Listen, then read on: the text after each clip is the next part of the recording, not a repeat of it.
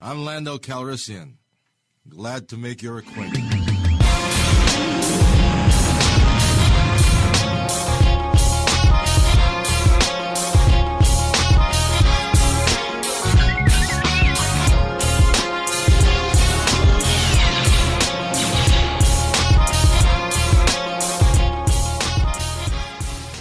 All right, welcome back to another episode of Lando Cal Experience. This one was an impromptu edition. If anybody joins our Facebook group, Marvel vs. DC, we implore y'all to go and join the group. Jules has been on a tirade here about the Flash for over a week. He saw a sneak preview on Tuesday, and it's been one since then. So we've had a week getting ready for this. Everyone else to see it. Eddie said, "I gotta be here for this." So Eddie is joining us. Jules, you have the floor. Oh, he froze up. All right, well, we'll go with your thoughts, Eddie, first. Jules froze up here. Okay. Your thoughts on the overall on the film? Well, I mean, I didn't think it was the most terrible thing to come out of the DCU in a minute. I'll say that it had plenty of problems, so I can understand why people are disappointed with it. It's odd to me because it seems like it's split down the middle. People either hated it or some people loved it, and then I think some of us that have been following really both arcs, Marvel and DC, for a while have been a bit more critical, are really kind of like there's a nuanced response to it. So it's like, it wasn't terrible, but I just personally, I'll sum it up and say I think that the Flash deserved better. So that's how I'm gonna say it. For them to for the movie to have originally supposed to come out in 2018 and it'd be 5 years later, to me that's 5 years extra credit time. They should have had this mug laid out, and it disappointed in that regard. Jules, you good to go now? Yeah, you sound far, but I'm good. I think I'm good. So your thoughts on this, the Flash, and then we'll go into some deeper stuff into the film. Your overall thoughts. Yeah, so I was definitely tight for a lot of reasons because I feel like you're bringing in this whole visual, right? You're not letting go Zach fully. You're holding on to a lot of that, what made his universe his, and then you're changing it. So it's just like they gave you Wonder Woman 84. It was just, you can't have the Wonder Woman who held the king's heads in the photo turn around and be 1984-ish. So it's not working. You're gonna reboot it, you gotta go all the way. The CGI was horrible. I'll tell you that. And I think in the beginning, the whole setup, that it was just bad. I felt like, come on, I'm cool with enjoying the movie and laughing and giggling, but when it's just blatantly too opposite to what we're used to. I mean, look, Zack Snyder's Justice League. You leave off Flash with that epicness, and then you start off with this goofiness. I was just like, it just doesn't work. Yeah, I thought overall it was what I thought it would be for DC film. It's kind of par for the course. For me personally, I just looked at it, and even my daughter turned to, she was like, the cartoon was better. She's 9. She was saying the Flashpoint, the cartoon was better. She was like, they didn't do nothing that they did in the other one. I was like, I mean, but they can do 50 million characters in animation. I broke it down. That's budgetary reasons. You can't. She's like, but they did it in Infinity War, and I was like, okay, all right. Would you? I was like, okay, I'm not going to debate with my 9-year-old. Cause she right. Don't put it on her age. She right. She just right. That's all. She's like, they did it in an Infinity War. I'm trying to figure out what's the crux of it. So nah, man, I feel like I said years ago when they first got it cracking and they were going to do Batman versus Superman, and that's really, I mean, officially Man of Steel is the beginning of the universe, but nobody knew when Man of Steel came out that they was going to go try and world build, right? So when they announced Batman versus Superman, it's like, okay, it's on, it's really they trying to get their own Infinity War popping. So it's like, all right, cool. We know the backstories and whatnot. I don't need us to like world build from the very beginning, but they could have, fleshed the stories out a little more. And I've always been a big proponent of. I felt like Zack Snyder did get done dirty. You know what I'm saying? As far as from a creative standpoint, obviously he had a huge family situation that anybody understands why he would buy out. But for them to just kind of like try, forget what he's trying to do with the Justice League, I thought that was a mistake. And then to me the whole mess, always comes down to Warner Brothers getting involved in the creative process. Because when we got the director's cut, which I'm gonna apologize to Jules on the whole thing, because I said for years there's no way this movie is coming out. They don't have this footage, which apparently they had some of it. So I'm apologize because they did make the movie. And they went back and filmed some. Now. They did go back and film some, but they did not have enough to make the movie. So, but yeah, man, they just, I feel like at every stage, man, the studio got involved in the creative process, and ultimately it messed up the works. It's like you and what's the director for the X-Men that you Bryan Singer. Yeah, what you call it? His nickname is Sneaky. Sticky paper. Right. You know what I mean? So it's like we went in, and I think we all thought, like, look, they have 5 more years to get this right. It's going. They said, James Gunn said it's going to kick off the new thing. It's going to restart everything. That's high praise. And then we go in there, and it's just like not really up to par. It's like, here they suck at us again. Ed, I know I'm jumping in, but it was there too. It was there. There was no. I disagree. It wasn't there. First of all, I didn't like us having the autistic Barry. I didn't like the autistic Barry because the Barry we knew was kind of flashy, kind of he kick it. He's the Flash. He's a flashy dude. I didn't like the autistic version of Barry in the beginning, and I didn't like the way he was running from the beginning. That's always been terrible. Yeah. That speed skating thing that they was trying to do with him, and it was 5 direct. This is the 5th director. Oh, that's right. Yeah. Because remember, Rick Famuyiwa was supposed to do it originally. That would have been the original way. Would have been with Rick Famuyiwa. Yeah. I mean, that's how we got old girl cast as Iris West, because he was the original director and she was in Dope. And then he was like, well, I'm gonna put you on this one. And they kind of got stuck because they had already got the Iris West there, and they was like, well, we're gonna keep the sister on in the film. And I feel like they wasted her as a character. They did. That was my next comment. I was waiting for you to come to a period. They definitely underutilized her. And you can't convince me that ain't no studio being scared of fanboys complaining, which I really don't understand considering the TV show had been so successful this long with a Black Iris West. Like, that don't make any sense. So yeah, she was literally, she might have said, it might have been, you see a TV show and be like guest starring well, I think her name is Casey Clemens or something like that. That's it. They might as well just had that guest starring her. Like she wasn't in the film. Nah. All right, look, I'm trying to work this out. Put the phone on, man. There we go. This is what you do. You got the camo hat on. You are overcoming obstacles right now. You would not be. Hey, yeah, look. Let me get this right quick. Put this back on. So we Jules, we were talking about how they Iris West was underutilized in the film. She barely was in there. I'm good now. You good, Jules? You said Iris West? Yeah, I'm good. You can talk. My fault. Yeah. I said how she was underutilized, like how she basically was a guest star in the film. Yeah. Like it didn't even was. I mean, and I'm not saying you have to have a love interest in a film, but don't have the love interest there and then don't explore the love interest part of the character. Yeah.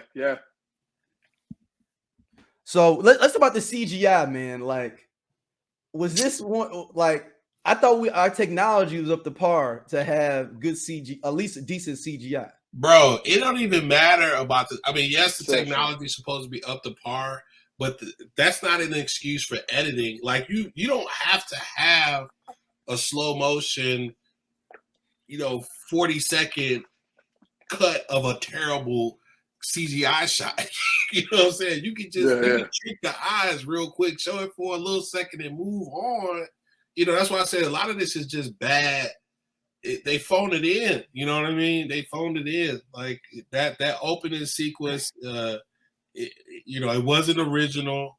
And then the whole excuse about we wanted to show how the world would look from the Flash's perspectives. That's why the CGI is a little off. Nah, that CGI was just as bad as when Bruce Banner was in the Hulk suit, and he wasn't Hulk.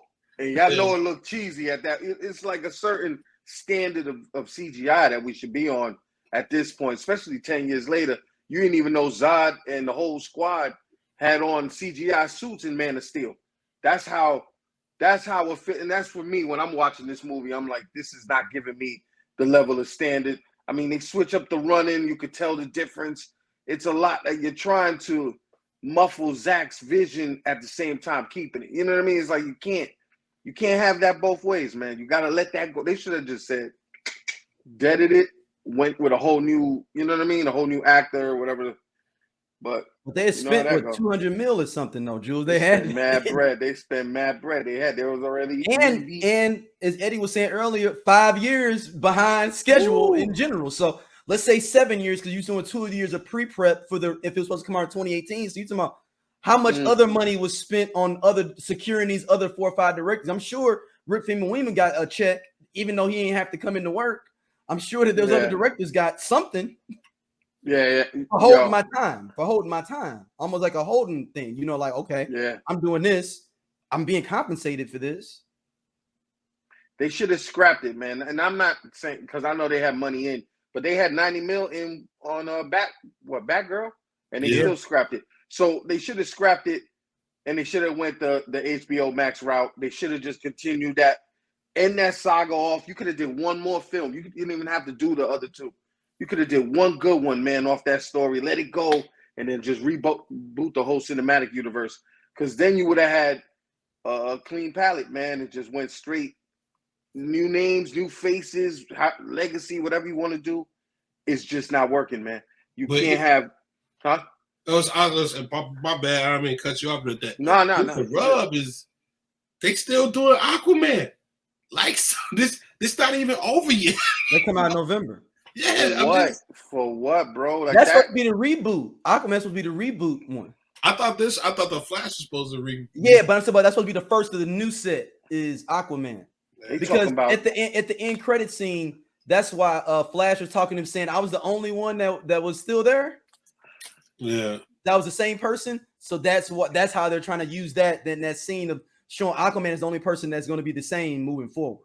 You know what they're going off of? They're going off the fact that Aquaman made over a bill. Yeah, but it was still whack. It's not like I'm buying the DVD. Like, yo, let me snatch that. None of us is buying the DVD. Like, real talk. Aquaman was better than what we thought it was going to be. That's why everybody liked it, I think.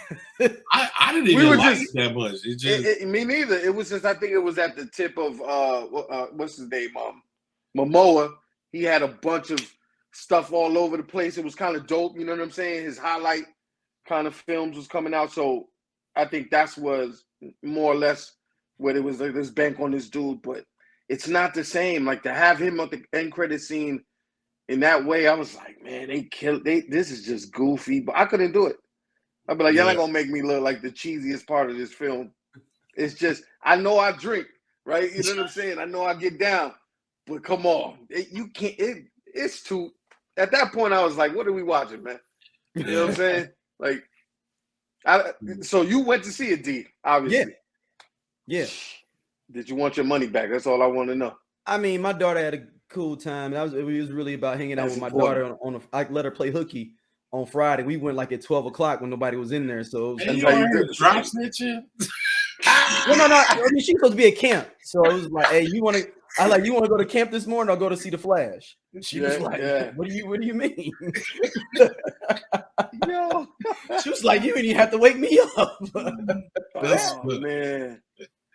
I think they messed up. I think Black Adam, if we backtrack, if we really look at it, they messed up when Shazam didn't have anybody.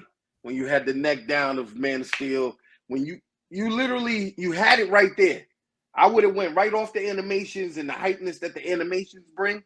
I would have said, yo, let's go all in. If we're not gonna go all in, don't do it. I mean, they made some missteps. I mean, Black Adam shouldn't have had his own movie from the beginning. He should have been in that second Shazam movie. Like whatever he should have been the villain of the second Shazam movie. But The Rock forced his way into wanting to be a hero in it, and that character is not a hero at all. He should have never came in there on that hero. I'm going to chase the whip. Nah, you killed it. You killed it. You should have kept that hoodie on and fought, killed a couple cats. Or he before that, he should have just been Shazam. If he wanted to be that hero, he should just been Shazam. And then, you know what that was? The first time I seen that was the first time. I'm gonna keep it 100 with you. That's the first time I seen Warner Brothers bank on a name before the actual film. When you really think about it, Shazam wasn't even cast yet. He was Black Adam before they found out who Shazam was. They banked on that name. That name, listen, man, that was a long time they banked on that name. His Fast and Furious thing didn't even come out yet. Part 5 or whatever that was. Man, they killed it on this one, man. They messing up. They dropping the ball. And I think they're trying to have these multi-universes. Of course, The Batman was good. Joker's fire. But I think you're trying to have all these multi-universes and still kind of intertwining Zack's with the whatever they're trying to do with the DCU now. And I think that's just, you're killing it, man. You're killing it. Because they're not filming the same. You can see Black Adam. There was a lot of cheesy in there. Story was kind of good, but it's just not what we expect. You know what I'm saying? Well, I think the other thing, bro, is that I feel like, you can make all kinds of different cakes, right? Yeah. You can make, vanilla, strawberry, whatever. You can make different flavored cakes, but at its core, there's only one way to make a cake, right? You still have to do the basic process of it. Yeah. And so Warner Brothers been so busy trying to be different, you know what I mean? And like we can world build, but still let everybody make their own movie with his own style and appearance and whatnot, and then just bring them together whenever we want to. That doesn't work. It doesn't work because the quality. It has to have way more level of consistency between film to film. They're not doing You're sacrificing a lot doing that. Yeah. You're sacrificing too much. This kind of like inconsistency, like it's just too much. And I think that's where they failing at big time. When they were unique, and I said this a long time ago, when they were unique in filming and they did what they did and took them chances with filming, that's when they was on point. Because it didn't matter if you didn't like it or not. You still had the animated movies to come out. You had all other stories that came out. You was going to get your bread either way. But I don't know what it is. They see the whole MCU powerhouse. That's a whole different ball game. You should have started off that way, like D said a long time ago. But you should have just kept it and just stood by yours, man. Even if it dumbed you down to like Netflix, you know what I'm saying, premiered on Netflix or premiered on HBO or whatever. That they should have kept it that way. But what they doing now, man, I don't know what they looking for, man. And they got the bread. That's the crazy part. They got the name in the bread. What are y'all doing following suit? Let them have that. The original idea was straight though. You know what I mean? So that's what I'm saying. When you had a quote unquote more grounded universe, right? Yeah. Not as grounded as Nolan because you would have to allow for a Superman, right? But it's it's not as fantastical, if you will. Okay, cool. Batman versus Superman comes out. Nobody likes it, but when the editor's cut, the director's cut come out, everybody's like, "Yo, that was dope. That was where we needed to be with it." That's right? back to the core of what Warner Brothers does. And then, you have the I'm gonna just call it politics. The politics debacle of Justice League, because they trying to say, okay, Wonder Woman was successful on its own and it had a little different, a bit of a different feel, which to me it wasn't a dramatic departure for what Zach was doing. You know, just the young lady who's the director, her name is Eddie Holman. Thank you. You know, she put her little twist on it, but it was still stylistically lined up with what Zach was doing, so that made sense. And it was a great setup for Justice League. But then, like I say, when they get to Justice League, then it's just like, okay, we got to make these people happy, and we got to make these people happy, and you got to make these people happy. And that was like, it was a mess again. And then when you got the director, I mean, essentially what is the director's cut, which was the HBO release, which was hella ambitious. You know, that's crazy to release. And that mug was longer than Roots. Yeah, 6-hour movie. But that, to Jules' point originally, we would have debated it back in the day, but that's so different. You know what I mean? It's so different that it made it interesting. And it was a better movie than, I don't care about the time. Even with the 6 hours, it was still a better movie. Than Justice League. All the stuff that they did, that the nightmare scene and whatnot, we was in there like, yes, please more of that. Let this be where we're going. And that's what race. WB was racing to try to get their team stuff out. And I told you, I remember, Jules, we on our first Lando Cal shows, I said it. I said the meeting was, they saw all that Marvel slate when Marvel first rolled out that big slate of like, we coming with they saw Avengers, and then they saw that we're going up to Infinity right War. After that. And they was like in the back, hey, why don't we just do Batman versus Superman and do Justice League? and they didn't have no graphics for it. If you remember, they just came out and said, they had a boy come out and just read a narrative. Yeah, they had was in the back. They had no graphics. They have no marketing for it. They just made a play in the back. Like, they call Zach and tell him we gonna give him whatever he wants, but we finna do this Justice League. We gotta do it within 3 years. Yeah, but this is what bugging me out right now. Everything is fumbling. Everything. What's the last movie that made a good chunk of change? You know what I mean? Other than Aquaman, I think, in that regard. But outside of that, everything else, when you look at it's all still going downhill. Like, and just to get to this point, this ain't a good look. And even if, listen, I love Peacemaker. That series is fire to me. Yes. I love that story. I love how it's told in that way. And when you think about the actual movie, The Suicide Squad, and that failed. They should have never even did that. You know what? I thought The Suicide Squad was good. I liked it. It was good, but it didn't generate to audiences. So when we're talking like cinematically and how you're still failing in the cinematic profit. Like, you're not making the money that you're hoping to get. You even had Gunn there, but his storytelling, fire. I love the movie. I thought it was dope. You know what I'm saying? I don't think it was necessary, especially because you give me Peacemaker. By now we should have had like Peacemaker season 2 already. You know what I'm saying? Concentrate on those stories, because I don't even think they're catching on to what's really clicking. And a lot of it comes from when Marvel did the whole, Marvel universe on Netflix. Like, you had it. We had these stories. That's why Disney, Marvel right now, it doesn't, count for the Star Wars stuff, but they crushing it on that level. The powerhouse is crushing it. You got Mandalorian in 3. You even have Boba Fett. You know what I'm saying? You might not get another Boba Fett, but still, that is giving you everything you want. You're getting all stories. Bang, bang, bang, bang, bang. And the movie ain't even out. You see what I'm saying? And here go Warner Brothers. You got the power. You better turn. Let me tell you something. You better turn Justice League 2 and 3 into a series and let that play out a whole year. Give you a whole year worth, man. Put these dudes back in work. But do something. If you look at James Gunn, it look like he's not trying to do none of that for a grip. James Gunn, listen, I know we love James Gunn for what he brought to the table with Guardians of the Galaxy and the various other things, even the Peacemaker series. You know what I'm saying? All day long, I respect it. But I do look at it in the sense of, it's no way you get to the point where you at with DC right now in the control you have and watch Zach's version of Justice League and not want to finish that. Like, my man got that, and I'm like, yo, hold on, I need to see that story play out. How can we do that story without investing billions of money? Jules, you forgetting egos, man. Because that's what I'm trying to tell you. My vision. That's the problem. But that's what I'm trying to tell you. You have the power to still produce that and be behind that. Let them rock. because you still got He the don't. feelings. You It's can my still- vision. I know, but this one, I've been trying to tell you. That's a hate move, man. I know Yeah, STL all day. hey. I get it. But that's the But- thing. Like they've been blaming the whole thing on Zach alone. You know what I mean? And I think like in our Facebook group and whatnot, we have enough people making the commentary and recognize that the studio is messing up a lot of this stuff.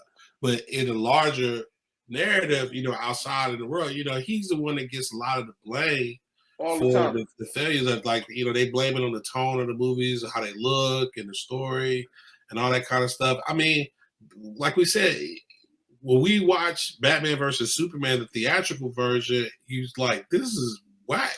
But then when you let him, right, but then you let him rock and show his version of it, it's like, this may, if it wasn't like a amazingly different, but it just made the whole story made sense. Like, oh, there okay. was so much that was put back in. Yeah, I get now why he was pissed off or why he was even fighting in this dark house because he was across town. Before it was like, yeah.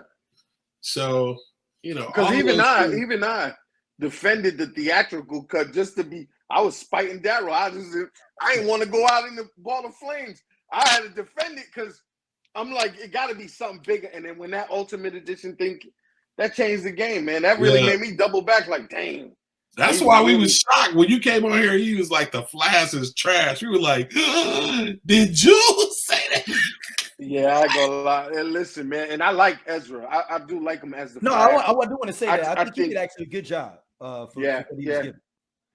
Yeah, I think so too, and I think he's a good actor, and you want to see him get to that place. And of course, this character should have this kind of humor to it, right? But at the same time, I just felt like the way it was told, man, the way it was visioned, it just didn't work. And I don't know, what are they looking for? You can't have the semi-burgundy suit and go to this bright red. Sometimes you can tell the difference. I guess, you know what I mean? So for me, it's just, man, they killed it. They killed the chance to. You can even end it there. You could have used this as I think they need to walk away from the whole thing. I think Aquaman needs to come out and just be done with it. You know what I mean? Even when they did they should just HBO Max other universes. I was like, nobody wants this. Nobody's looking for that. It's crazy because when I wrote, I said trash, but you got to see it because out of the respect for the genre, you got to see it, right? And then what you think about Michael Keaton? What y'all think about Michael Keaton? I think it's a wrap. They don't need to go no further with that, man. Like I don't think they needed to do anything more with Keaton's Batman. That's my version of the DCU, right? That's the CGI, the story, and everything, all of it. My bad, Jules. Go ahead. Nah, you're good. You're good. I don't. It was. It's portrayal in the film, Jules. I mean, like, how was he in the film for you?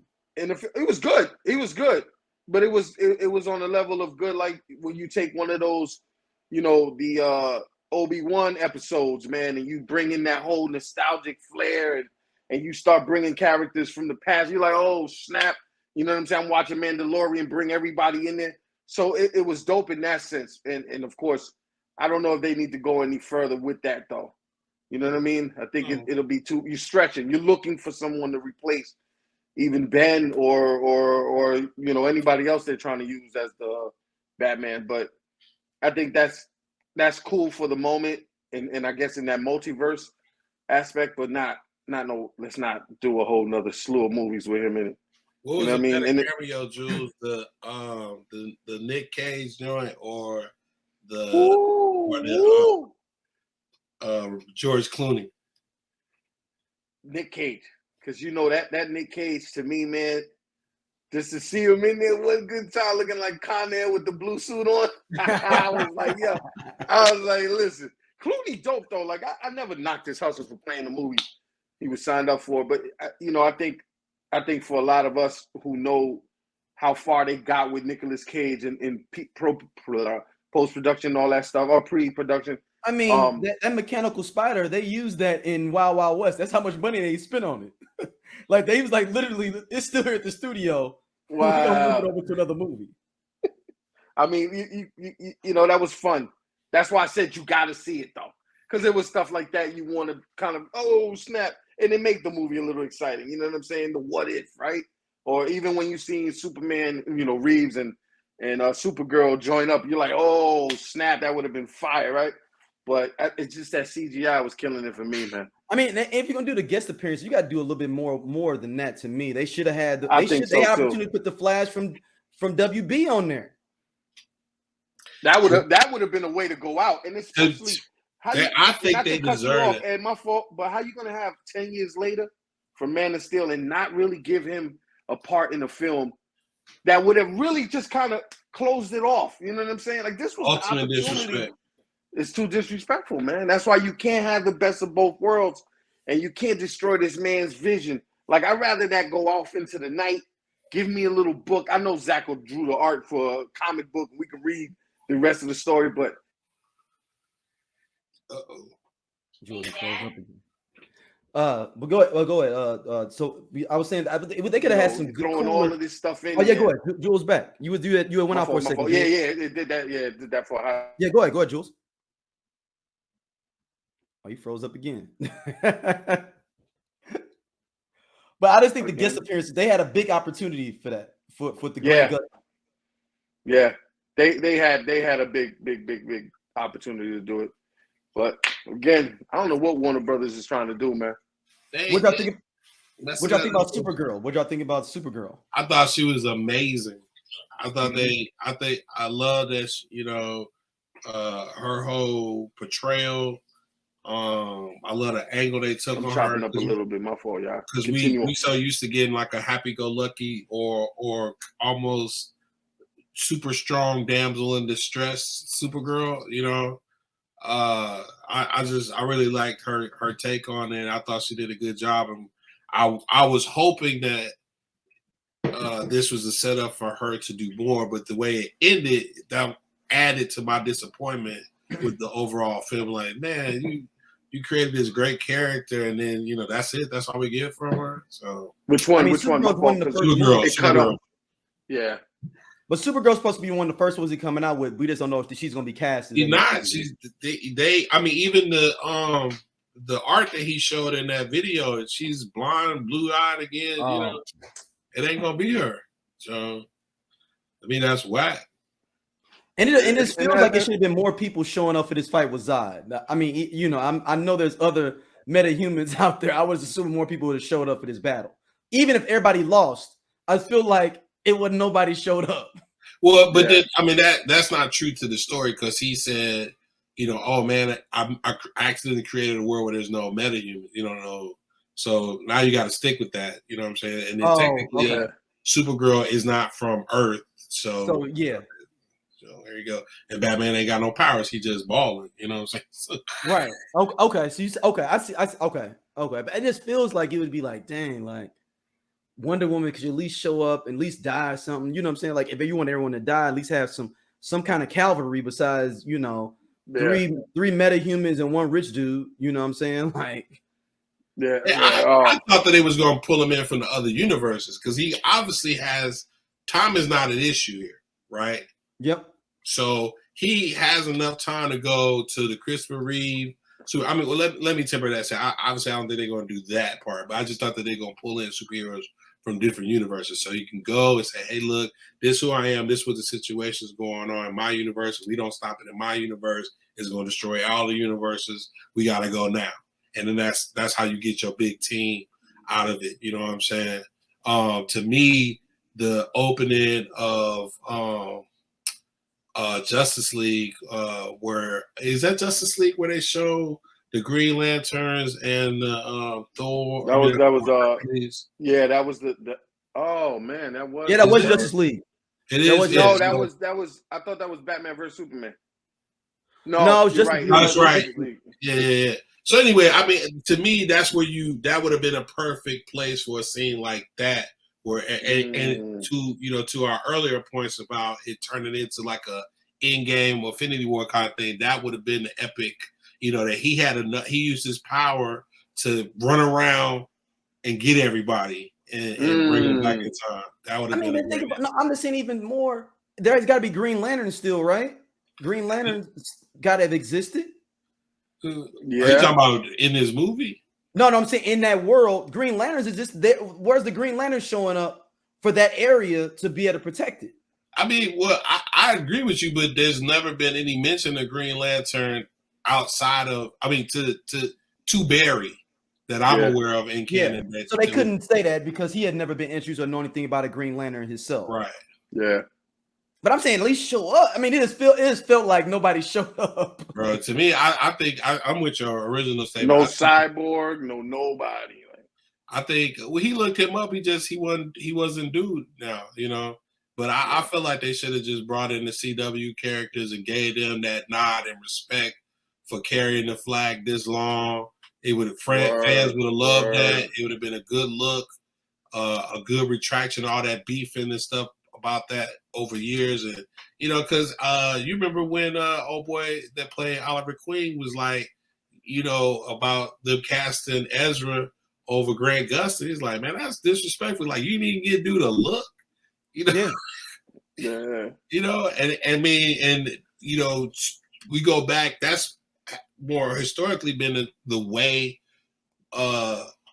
media is developed. You know, stuff that's been successful on TV gets a theatrical release. You know what I mean? So it's not like that. Even if you brought him in and he got killed like everybody else did, it still would have been a good look to see him come into that world for a little bit.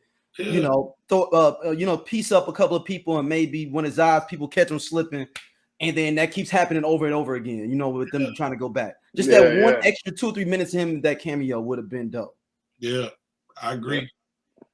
Like, man, like especially because Crisis on Infinite Earth gave shout outs to the world, even Ezra. You know what I mean? Like that was, you know, you could have did it, man. Yeah. This was I don't know what this was, man, but it was a miss. It was a real hard miss, and it was whack because it's like it's really at the sacrifice of the fans. You know what I'm saying? Who honestly, when you look at it, we've been going through this up and down thing, man. It's no wonder why we can roll with MCU all day long, and you just know, I don't care how whack Ant-Man 1 or 2 was or whatever. I got a whole collection of movies I can go back to back, and it still makes sense. And you start appreciating even going back to Age of Ultron a whole lot more. You know what I'm saying? Because you got these pieces of the puzzle, and they still all fit. Not this whole mixed up universes of political aspects, man. You know what I mean? Like everybody, you know, put my finger on something, you know, and I need it to look like what I want or the story I want to tell, and it's just not working, man. It's definitely not working, man. But they killing it, and it's sad too on another level too, because you know I always go here with this, but the fact that if that Supergirl is not redone in no other way with the one from Flash, then we lose another minority in the suit. And then we got to go back to the blonde hair, the blue eye, no knock to the hustle, but that's what kills the high. Like then now you're gonna go. I think they're gonna mess around and make Superman black though. I think they're gonna make Superman black. You might have no choice right now. I'm gonna tell you something, man. And I'm gonna tell you what, and they're gonna flip it by saying he's chemically made, not like he had white parents, but he's gonna be something because he was chemically made or whatever. But they're both of their genes. And they're gonna have it's like something else for him to be able to fit in another society. Watch, I'm telling you, bro. And people gonna be mad. It's gonna be the biggest uproar of any of them. I'm glad you said that because that's gonna be what I was about to say. All right, you want to see them out in the street with tiki torches? Make Superman black. I want to ask y'all, what character, if they made black, would get the most uproar? Woo! Is it Superman? Yeah, it would be Superman. It would be Superman. He's the All-American boy, and I've just finished arguing. Well, you know they claim All-American boy, but he actually was Jewish in original creation. But you know, like I'm in another group, and restore the Snyderverse, and I'm about to jump out the group because the other day I'm in there, and I just say, yo, why y'all post this image of what's his name, Nicolas Cage. From the thing, I was like, but I didn't know they lifted the whole, you know, you can blow it for everybody now. Yeah, that thing. So I was like, yo, why y'all post this? And somebody went hard in the paint. And I only had one post in that group. And it was referring to when Michael B. Jordan was supposed to have been the Superman, right? and the way the group reacted, I was like, yo, there's some racist stuff. So I went in on a post with that group at that time. So he pulls that up like, oh, you're not here for Snyder. I said, I ain't got nothing to do with Snyder. Yeah, that's a straight up racist. That's some racist dudes up in here when somebody say something black. So Superman might just be that one. If they make him black, they gonna tick off the world, but so be it. Or You know Batman. How mad would people be if Batman was black? Oh man, but and that's the sad part, man. Why not enjoy it, man? You know what I mean? Like, no, I'm talking about that they would be mad. Like, of course. Oh, they gonna be mad. Wonder Woman come out black is a wrap. Because you already know they was tight because she was Middle Eastern. They, I'm telling you, man, they'll be tight. But the only thing, this is gonna sound sexist. I'm sorry. The only thing that saved Gal Gadot's casting is that she's beautiful, very beautiful. You know, she did a good job in the role too. If she had not done a good job, then they would have been on her. But I think that's why she got that pass. Yeah. Because she's a beautiful woman. I mean, and she was in love with a white dude, so Quantico all over again. You ever watch Quantico? Man? That girl was in love with all the white brothers. Oh, bro, yeah. I watched that whole first season. They was put her in the commercials. I was sold. I'm here for it. Would you? Was fire though. How'd you feel, Jules, as Latino? How'd you feel about them kind of just sneaking in that Barry's mom was Latino? I was trying to figure that out. I was like, is she from Portugal or something, man? Yeah. So I was trying, and that was kind of cool because he doesn't look.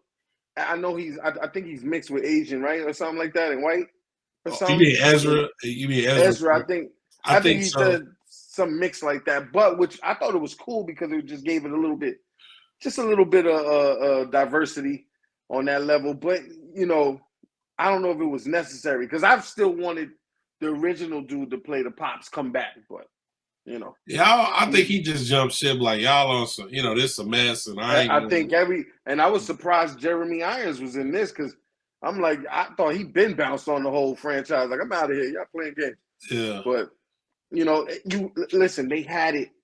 Even the fact that Zod or I forget his full name, Michael, comes back and he does this, and even him having Mike Shannon, what you said, it has his whole,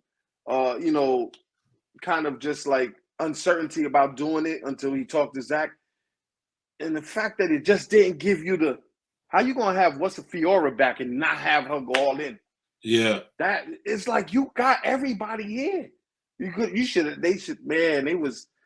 could have been a lot harder, man. That's not the way I wanted to see him go out. You know what I'm saying? Like, I'm just like, man. And I know, and the dude that played Zod hit up Snyder because he was like, dude, I ain't gonna do it unless you cool with it. Because I was like, go ahead and do it or whatever. Yep. And he came back for that. but that's the thing is like, I see what you're trying to do with the storyline, but I don't know if it was necessary, man, because I feel like let that whole world go. This is what we're supposed to be doing. You trying to reboot with the same people? It wasn't working for me, man.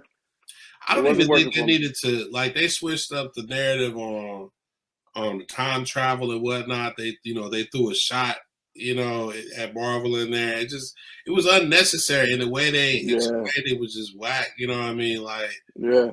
I felt like there was so many things that they messed with when you have the source material, like, to Xander's point, could have just did Flashpoint, and you said you were. Let's keep it a buck. You said you were, and people came looking for that, and you didn't. You know what I mean? So you pump faked on everybody. They should have. They really should have touched up on that. They should have went all in. Brung your man that they wanted to do from the get go. They messed that up, man. I said, you know what I mean? It's what you do in the past. What you go back in the past, it creates a whole nother past, not just a new future and everything. It's like, bro, this is why, and then you're just doing it with strands of spaghetti, and it just felt cheap. And you know what I mean? And time travel has been. I'm not going because Flashpoint has a time travel component, so you can't not do it. Yeah. But it's been explained to death. You know what I mean? So you don't even need to go over it again because people are going to understand it in a general way. So the only point that you need to explore from a story point is that messing with the timeline has consequences. You don't need to push beyond the past and say, oh, now you messed that up too, and just creating a whole nother scenario for why this works. And it's like, man, it was unnecessary, especially coming from Keaton's Batman, because suddenly he's a time travel expert. You know what I mean? It never happened before, but you got this. I was like, what this dude talking about? And Keaton, honestly, I mean, he was dope, but I mean, we never got that Keaton being like the smart Batman, like the brainiac Batman that actually make all his gadgets and stuff. We felt like he had the bread to be able to do it and knew how to fight. And the way we represented Batman in the first two, you didn't. That wasn't the demo of him being like the techie geeky guy. Man. Yo, listen, man, that was a whack way for Ben to go out. I'm gonna say that. I don't know what was up with the suit. Looked like it was a costume from Halloween, man. It just ain't fit right. No snuggie. But his costume was wet. I'm gonna keep it 100. When you got, I don't even know what was up with Iris. Like y'all said in the early part of the show. Like, what I don't understand is you have a budget. And I think this is the problem because I'm watching storytelling now on the level of, of series, like budgets for series. And those are just better than Mandalorian season 3. That's crazy how that looks. It looks cinematic in every way. And then you watching something in the film, on the big screen, and it's just, man, you can't give me the best sound, man, and then just look like, you know what I mean? It's just not work, bro. I'm telling you. Then on top of that, Jules, so we on the Mando at the end of was that season 2 was Luke showed up. So everybody's like, okay, it's Luke Skywalker, but the CGI is weird, right? Everybody says that. We can't help it, but the CGI is weird. They fixed that in months. Dude came out on the internet, fixed it overnight, really. But by the next season, they went and got him, hired him. Hey, that thing you do, we got money for you. Come do it over here. Yep, and we're just gonna de-age you. Right. In months. They had 5 years to get this. No, 7. Because 2 years of pre-production. 7 years. 7 years of this movie, right? And you telling me, look, come on. I'm going to take it back to. Look, bro, hold on, wait. What was it? I got this. And then even the Hulk, right? Or sorry, She-Hulk, right? Yeah. They had enough good grace to make a joke about it. They made a joke. Yeah, we phoned in the CGI. We ran out of money. They put it in the script. Like, just acknowledge it. Own it. You know what I mean? That's it. Own it. Come on, man. You gave me some bogus excuse, man. I wanted to try to see how that looked through the eyes of, man, we've been seeing it through the eyes of him. We see it. And I don't like that slow down. I didn't like it in X-Men either. Nah. It's too much. You're doing too. Yeah. There's got to be a certain quality that comes with that. And I think if you're doing too much and you're trying to make it a funny point, you know what I'm saying? Like, think about, though, real talk. Disney is behind Tron. When they did, what's his name, CGI Young Face. Yeah, that was in Tron. Yeah. That was in 2010. Yeah. Bro, like, the quality of that, Clue was running around looking like he was really there. You know it's CGI, but there's a certain quality you got to stick with. We can't go this route, man. 2023 and that look like, man, listen. And let's not talk about Fast Furious not bringing Paul back yet either, officially. You got to bring that man in something, man. It's the CGI's here. Y'all got to spend that bread, dog. But that's why everybody failing. They going cheap route. You see it. Your man came out the theater on a Friday like, yo, that's trash. Don't go see it. A whole 100 people not going to go see it just on the strip. So, you know what I mean? They killing it, man. Yeah. They're killing it. This is the first one Fast and Furious I haven't seen in theaters. That's crazy. You know what I mean? But I was like, I feel like they've gotten to a certain point too where they've kind of phoned it in. story wise. It's getting a little ridiculous. I think it's. I don't mind, and I talk about this all the time to people. I don't mind the G.I. Joe aspect of Fast and Furious. You know why? Because you give me a 007, and it's the same thing. G.I. Joe aspect of 007. I'm cool with that. But when it just gets extremely too goofy, or it just, first of all, we older now. Let's not feel like we pre Fast and Furious 1. You know what I mean? It's just like the quality of work now is just starting to go down, man. It's crazy, but sad thing. On the whole flip side, though, did you see Transformers? I just need to know. Yeah, I did. Xander What did you? She wanted to leave. Yeah. What did you give it? 1 to 10. Either anybody. Oh, because Bumblebee got killed. That was what she was out. Oh yeah, that crushed her up. So yeah, she was hurt. Like, it wasn't because it was bad. She was hurt. Oh man, it was like us when Prime died in the movie and we went out. And Bumblebee did too. Oh man, Bumblebee. Remember they had Ultron kill him. I mean, Ultron. Yeah. Starscream killed Bumblebee. Yeah. Unicron. Somebody. There she is, the movie expert. Yo. No, I saw it. I thought it was. I actually thought it was better than Bumblebee. To me, I thought. Oh, absolutely. I know I thought it was. Didn't feel that way, but I thought it was the best Transformer movie I've seen. How Yeah. Just from the fight aspect, I was always critical of the first movie that it was hard to follow the action when they were fighting and stuff and keep. Yeah. But this is very clear. I thought it was a smart thing to move away from Bumblebee and Prime as the central characters. So, but yeah, I liked it. I thought it was very good. I thought it was really good. I thought it was even doper because it was, I tell everybody it was for us, by us. Yeah. You know what I mean? You got a brother who barely, how many movies he done did? Creed 2? Yeah. You know what I mean? And gives you this film that I'm not selling drugs in the movie. Yep. But I can say I met Optimus Prime. Like you see this whole minority cast, and the film was just direct. It was simple. It didn't have this complexity like the last one with Mark Wahlberg did. This whole the Knights and the Unicron in the Earth. Like, and I get, you have to have some type of, complex story. But this one was just straight heart, straight. I just felt like it was a really good film, and it's important that we see it, you know what I'm saying, as part of the genre and support it, because the minute you do a film and if you're a black director and it fails, that's going to be a loss on us. You know what I'm saying? So it's the same thing with this young girl that played Supergirl. Like, now you're going to look at it like, if the movie's whack, that means she was whack. She couldn't pull nothing. You got, you know what I mean? We got to go back to the old ways, like where everybody was blind. And I say that seriously because, like Transformers Rise of the Beast was fire in the way they introduced it, the way they came on. Like you said, Bumblebee is typical. Bumblebee has the story of the suburb. You know what I'm saying? You take it to the girl living on the cul-de-sac dead end or whatever and all that.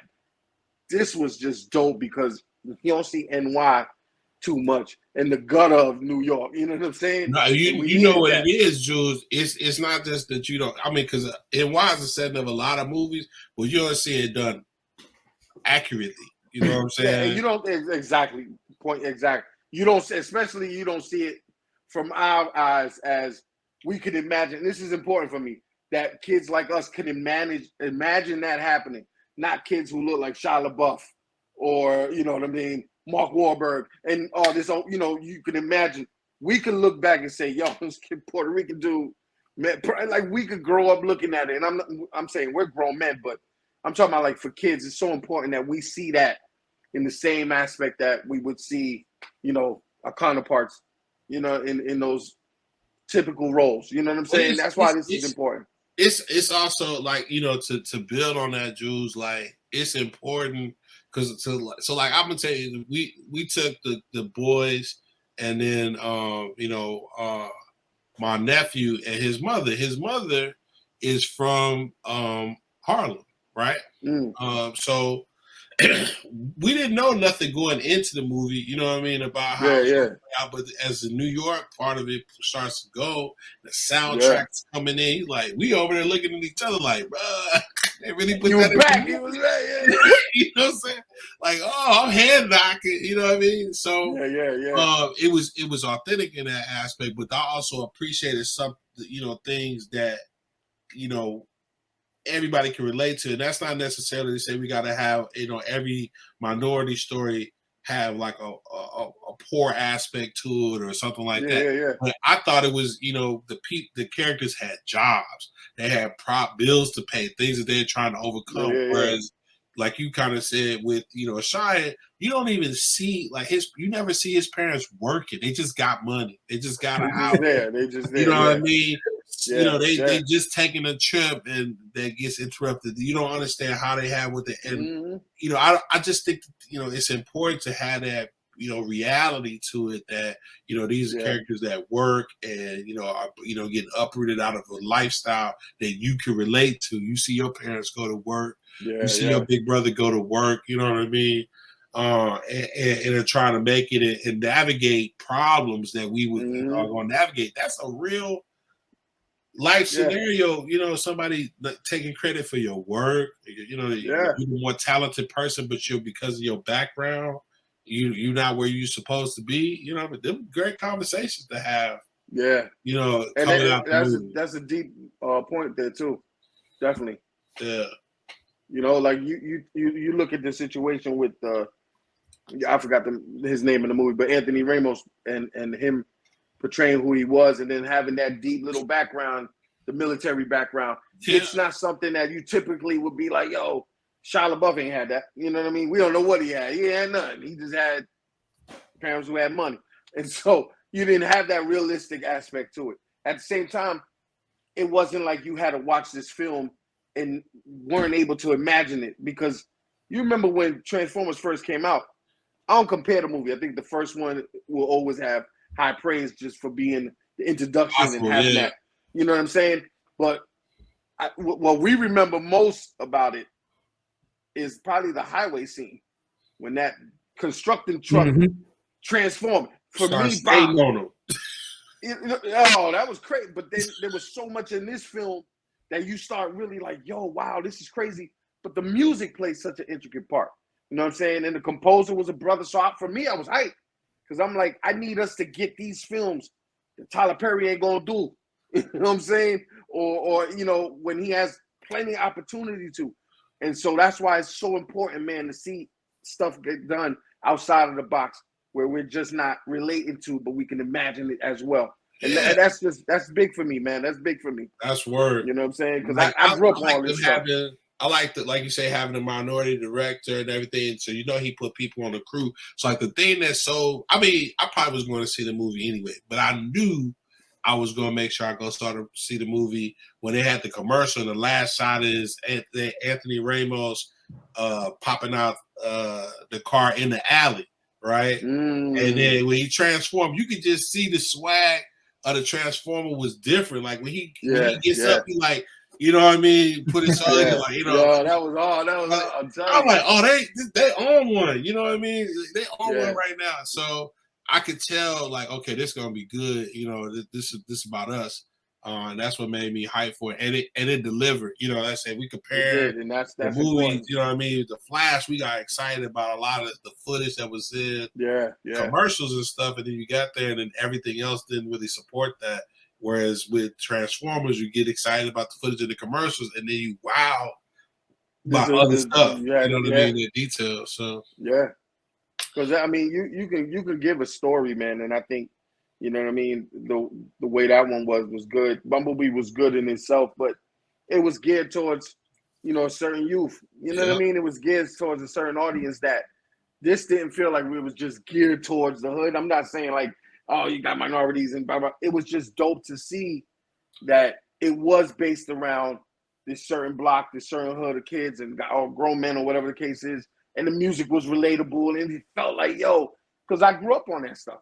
You know what I'm saying? But you ain't never heard hip hop on the Transformers animated series ever. No. You know what I'm saying? And when we did get hip hop on anything to play the background, it was a bunch of Jet Li fighting scenes and you know, all that stuff that they was trying to sell us on back in the day just to get us in the theater. You know what I mean? So yeah, this was dope, man. This was dope. You know, just to seeing it happen. And I think it needs to happen more because we don't want it to be just like a once in a blue thing, like, yo, you know what I mean? You need this to be consistent. Because if he could give you a good Transformers film, but then give you such a great Creed 2 film that kind of balances the old school to the new with the Drago story, that's the stuff I need to see, man. I need to see us doing all that stuff, man, on another level, man. Did you peep the post-credit scene? Was that on your bingo card? Did you see that coming? The post-credit scene Transformer. Oh, I didn't see that one coming. I ain't gonna front. Yeah, I was like, yo, listen, if they do that right though, we can get it back. That'd be dope. But I didn't see that coming at all. That's the possibilities is like, wow. I was like, I never really thought they would even try to, you know what I'm saying? Like comic books all day. I got a whole bunch of those. Yeah, but not in the film. That was kind of dope, man. That's how you can kind of spread this whole universe out, man, a little bit, but it has to be done right. You know what I mean? Yeah, I thought it was so cool how the scene, and I'm trying not to give away, you know, to anybody that hadn't seen it yet, but I thought it was just cool how the scene itself felt like it was a natural end to the movie. Like, okay, you're gonna be rewarded for your, you know, service, the good things that you've done, and that made sense. But then when he hit him with the information, he was like, "Oh, yo, snap!" Right? Because my mind went to, this kid just trying to juice him so he can get to the Autobots or whatever he wants to, you know, like Sector 7 did or whatever. I thought that's where they were going. That's what I thought too. So that's what I thought they was going to. So it was kind of dope to see that, man. You know what I mean? I think they could do it though. I think they could really go all out, create this world around it, man, and see how far it can go. Because listen, that last Snake Eyes was trash. All of their movies was bad.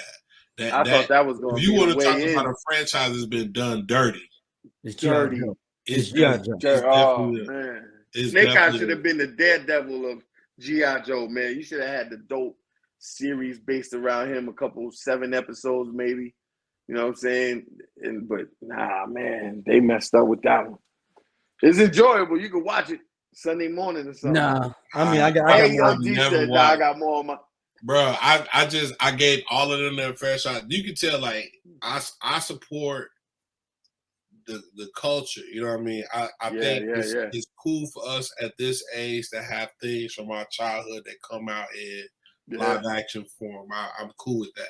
But if it's trash, I'm not coming back. You know what I mean? I do the little things like you was talking about supporting Sasha Cal. You know, as Supergirl, I'm probably still gonna buy the Flash movie. Gonna buy because for that reason to make sure support it in that way. You know what I mean? Fast and Furious, I bought it. You know, I knew where I stood on it, but I bought it because I want them. You know, I'm voting with my dollars. But you know, if it's trash, G.I. Joe's got me twice. They ain't gonna get me again. Yeah, I'm not. But you know what? I don't think it's gonna be the same. Oh no! I'm talking about with that set of the people doing it. They're doing the way they think about doing it. Then I'm fine. Oh yeah, and I believe they could do it. I think they can. You know what I'm saying? But I agree with you, Ed. Like you got to do it. You got to support it in a bunch of ways. That's why it's important for us to do it, just to see. Because like they dead it Batgirl, and that movie's just sitting, and then you still have Michael Keaton in it. Crazy. Why didn't y'all just put that on the small screen, man? Break that up into a series. Whatever you got to do, just do it. But you killed the fact that you got a Latina. I think she's Dominican and Puerto Rican or something. And you know what I'm saying? And because that's not the norm, that's gonna get the back burner, like, bang, get out of here. We can't do it. But in whatever excuse they had, it's like, man.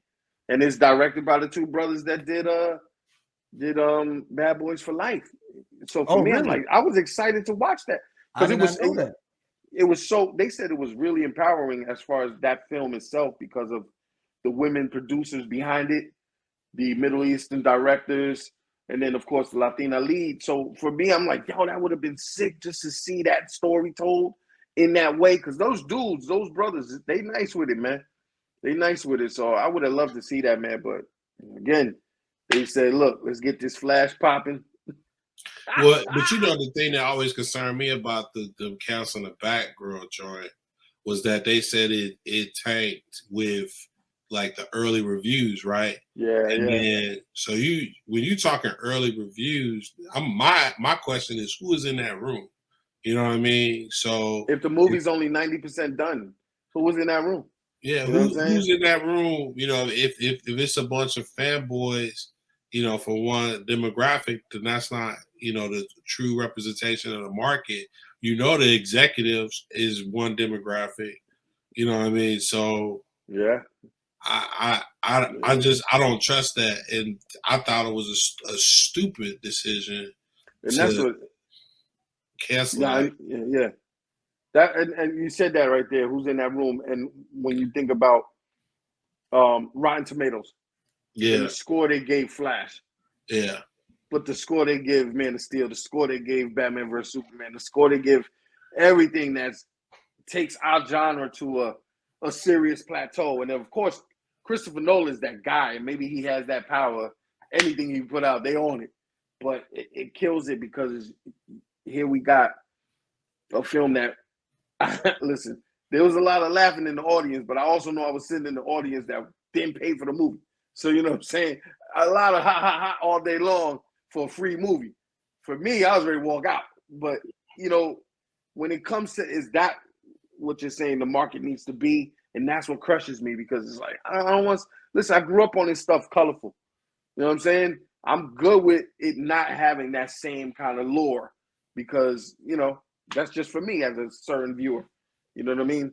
You know, but they got to work on that, man. I think Warner Brothers got to completely, you know, you're chasing the dream that was already fulfilled by MCU. Like literally, you are, and that's what's killing them right now because you're let's get Gunn in here. I'm not knocking Gunn's, you know, hustle because I'm definitely gonna watch Peacemaker when he do a second one.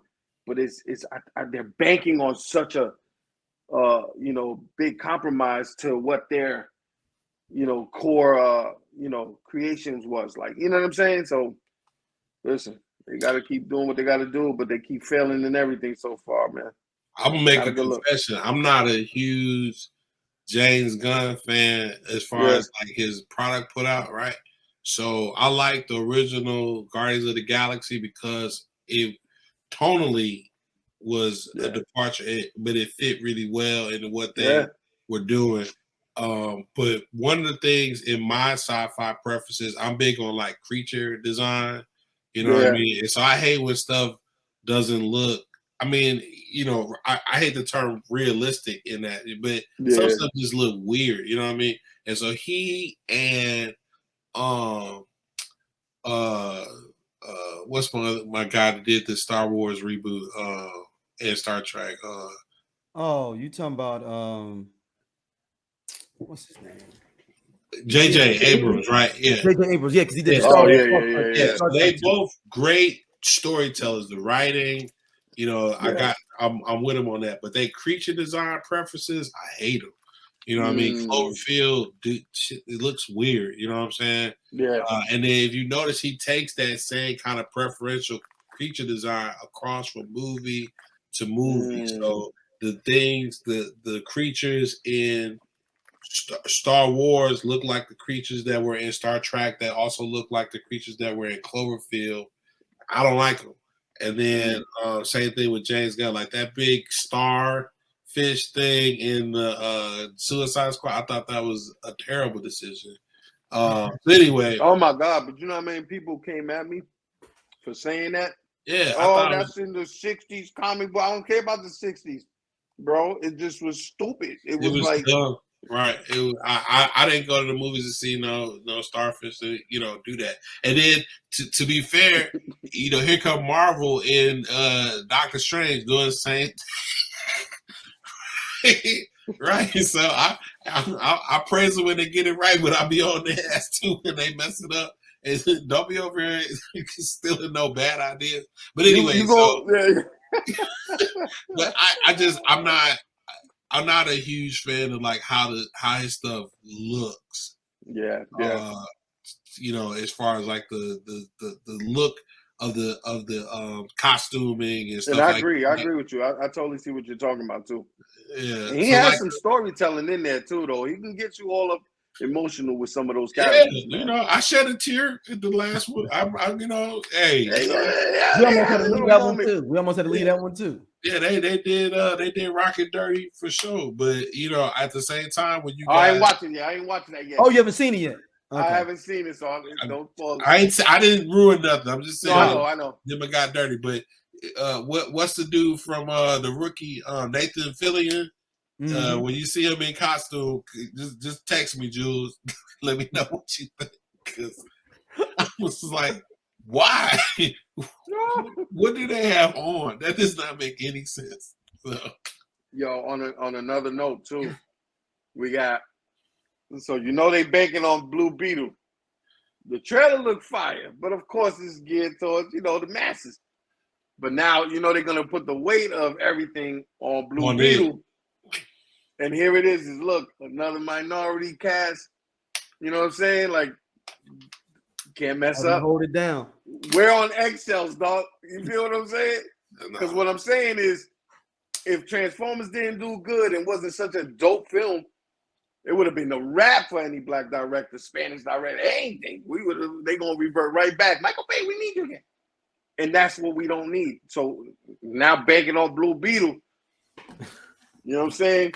It's gonna do numbers though. It's gonna do numbers. It's gonna do nothing. Look fire though. I ain't gonna lie. Yeah, it look fire, and then we gonna go see it. Kids, Mexico gonna go see it. South America gonna go see it. You know what I mean? It's gonna do numbers in that regard, but I think it'll hold up. It's gonna have its detractors out the gate, straight up. You know what I mean? But I think it's going to do a really good job if WB is not in the mix. If Warner Brothers has not been in the mix and they just focus on these other movies, I think it's going to be fun. I worry more about its sequel than I do about this first one. That's what kind of hurts me a little bit, knowing, because if they're not in the mix, you remember when Gunn was saying they let me do whatever. I don't need that cockiness from them, man. I just need them to do what. But that's why I say some of these projects in here, you know what I mean? I feel like he got to cut and snit what he wanted to, right? Yeah. I even feel like the Batgirl movie suffered from that. Like I feel like they was like, look, he don't want to release all of these stuff. We gotta let him cut something. We can't let him cut the Flash, right? Like we're already waiting deep in the Flash. Right, but he successfully got another Wonder Woman's not coming out, right?